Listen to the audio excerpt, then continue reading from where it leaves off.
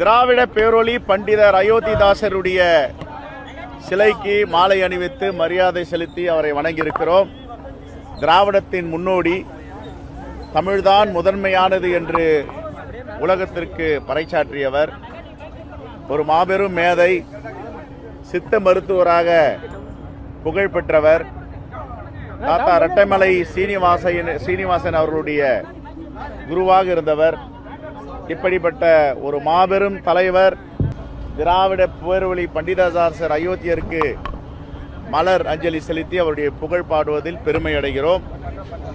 2023ஆம் ஆண்டு அப்பொழுது மாண்பு முதலமைச்சராக இருந்த அண்ணன் முத்துவேல் கருணாநிதி ஸ்டாலின் அவர்கள் சட்டப்பேரவையில் நாங்கள் வைத்த கோரிக்கையை ஏற்று திராவிட பேரொளி பண்டிதர் அயோத்திதாசர் மணிமண்டபத்தை இங்கே நிறுவினார். அவருக்கு இன்றும் நாங்கள் நன்றி சொல்ல கடமைப்பட்டு இருக்கிறோம். இனிவரும் காலங்களில் இப்படிப்பட்ட திராவிட பேரொளியின் மணிமண்டபத்தை பேணி காக்க வேண்டும். பக்கத்தில் காமராஜருடைய பெருந்தலைவர் காமராஜருடைய மணிமண்டபம், இந்த பக்கம் மகாத்மா காந்தியுடைய மணிமண்டபம், இதையெல்லாம் நல்ல முறையில் பராமரிக்க வேண்டும் என்றுதான் புதிய அரசிற்கு எங்களுடைய வேண்டுகோள்.